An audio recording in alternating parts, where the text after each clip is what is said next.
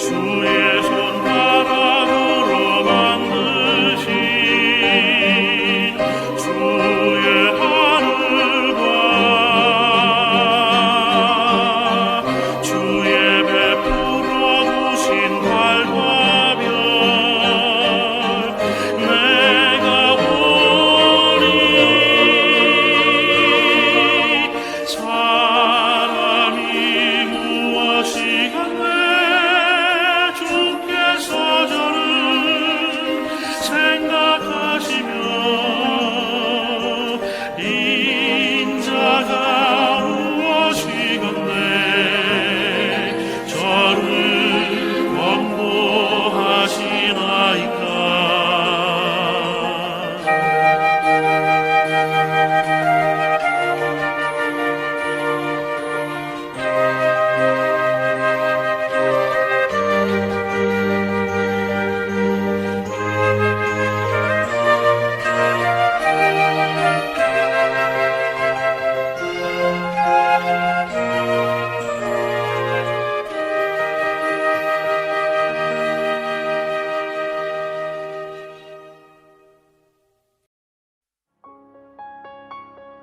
이 땅에 사는 인생에게 힘든 노동이 있지 아니하겠느냐? 그의 날이 품꾼의 날과 같지 아니하겠느냐? 종은 저녁 그늘을 몹시 바라고 품꾼은 그의 삭슬 기다리나니 이와 같이 내가 여러 달째 고통을 받으니 고달픈 밤이 내게 작정되었구나. 내가 누울 때면 말하기를 언제나 일어날까, 언제나 밤이 갈까 하며 새벽까지 이리 뒤척 저리 뒤척 하는구나. 내 살에는 구더기와 흙덩이가 의복처럼 입혀졌고 내 피부는 굳어졌다가 터지는구나. 나의 날은 배틀의 북보다 빠르니 희망 없이 보내는구나. 내 생명이 한낱 바람 같음을 생각하옵소서. 나의 눈이 다시는 행복을 보지 못하리이다. 나를 본 자의 눈이 다시는 나를 보지 못할 것이고 주의 눈이 나를 향하실지라도 내가 있지 아니하리이다. 구름이 사라져 없어짐같이 소홀로 내려가는 자는 다시 올라오지 못할 것이오니 그는 다시 자기 집으로 돌아가지 못하겠고 자기 처소도 다시 그를 알지 못하리이다. 아멘. 사랑하는 여러분, 평안하셨습니까? 다람쥐 쳇바퀴 돌듯 반복되는 일상이지만 매일 새롭고 매일 충만케 하시는 주님의 그 은혜와 그 은총의 빛으로 말미암아 은혜로 가득한 하루가 되시기를 축복합니다. 오늘 말씀 7절 말씀을 쉬운 성경으로 한번 읽어보길 원합니다. 주님, 나를 기억해 주십시오. 내 생명이 너무 허무합니다. 내 눈은 이제 더 이상 기쁜 순간을 보지 못하겠지요. 오늘부터 묵상하게 되는 이 7장에서 욥의 하나님을 향한 기도가 등장합니다. 사실 기도라고 하기에는 좀 당황스러운 부분이 있는 것이 욥은 하나님을 향해 울분을 토하기도 하고 간청을 하기도 하고 하소연을 하기도 하고 때로는 비아냥거리기까지 합니다. 6장에서 친구들을 향해 항의와 원망을 쏟아놓을 때에 그 어조와 별반 다르지 않죠. 욥에게 있어서 삶은 그 자체가 끔찍한 고통이었고 고역임을 우리는 잘 알고 있지만 그가 고통 중에 하나님을 향해 쏟아내놓은 이 말들을 들어보면 쉽게 동의하고 이해하기가 어렵습니다. 사실 기도라고 말하기에 충분하지 않죠. 그는 한때 동방의 의인이지 않았습니까? 또 그는 하나님의 자랑이지 않았나요? 그런 그의 입에서 이런 믿음 없는 말들을 뱉어내는 것을 읽어가다 보면 우리에게 조금 좌절감을 주기까지 합니다. 그러나 여러분, 우리는 오늘 이 부분을 정말 잘 읽어야 합니다. 이 부분이야말로 욥기의 핵심이기 때문이죠. 욥은 친구들로부터 아무런 위로도 아무런 답도 얻지 못했습니다. 아무런 길도 찾을 수가 없었어요. 결국 욥은 하나님께로 향할 수밖에 없었습니다. 이유 없는 고난 앞에 아무런 답도 찾을 수 없을 때 그는 하나님께로 갈 수밖에 없었다는 것이죠. 하나님께서 지금 이 상황으로 그를 몰아가고 계십니다. 우리는 이 대목이 욥기가 주는 제일 중요한 가치임을 깨달아야 하는 거예요.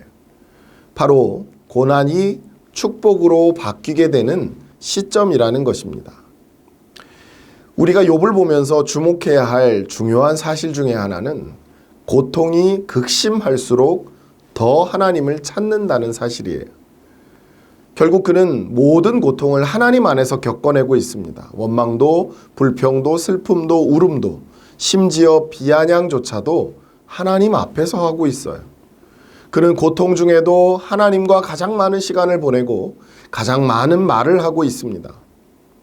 극심한 고통 중에도 그의 중심에는 하나님이 계셨다는 거죠. 저는 욥이 친구들을 향해 던진 말과 하나님을 향한 기도가 비슷한 어조로 쓰였다는 것. 그것이 그가 하나님을 업신여긴 것이 아니라 그만큼 하나님과 친밀한 것이 아닐까라고 생각해 봅니다. 우리는 사실 너무 기도를 경건하게 하려는 경향이 있죠. 주님은 우리를 자녀로 부르셨는데 우리는 늘 종처럼 기도할 때가 많습니다. 내가 지금 죽음의 고통과 절망의 벼랑에 서 있는데 하나님을 향해 기체후 일양만강하시옵나이까 이렇게 할 수는 없는 것 아닐까요? 하나님은 나를 속속들이 다 아십니다. 하지만 그렇게 다 아시는 하나님께서 왜 기도하라 하셨을까요?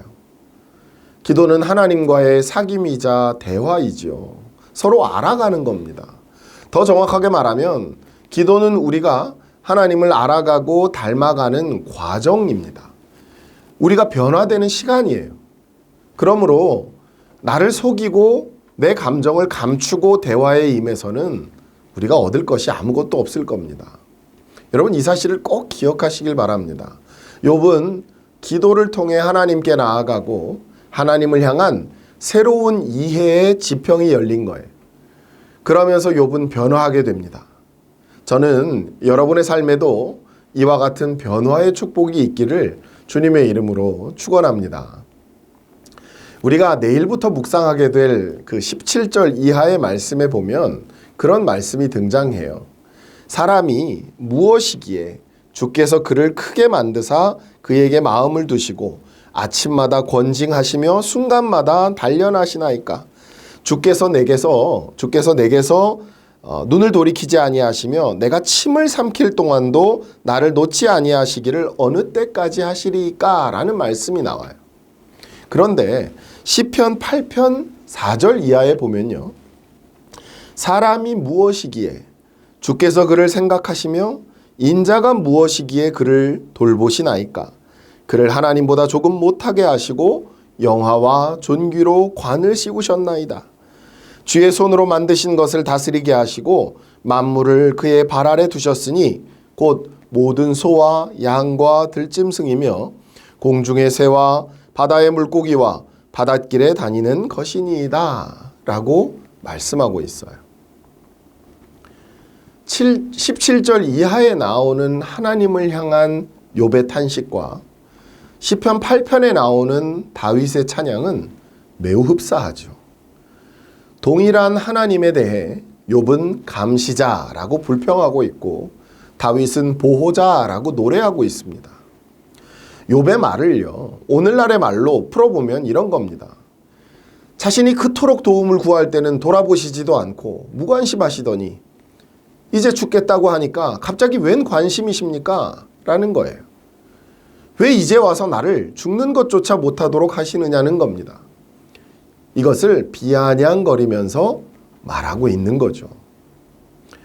여러분은 이런 말 하신 적 없으십니까? 죄송하지만 저는 있습니다. 고통의 끝자락에 서면 하나님을 향해 그런 비아냥과 탄식을 늘어놓을 때가 있죠. 사실 살면서 인생을 돌아보면 된 일보다는 되어진 일이 더 많습니다.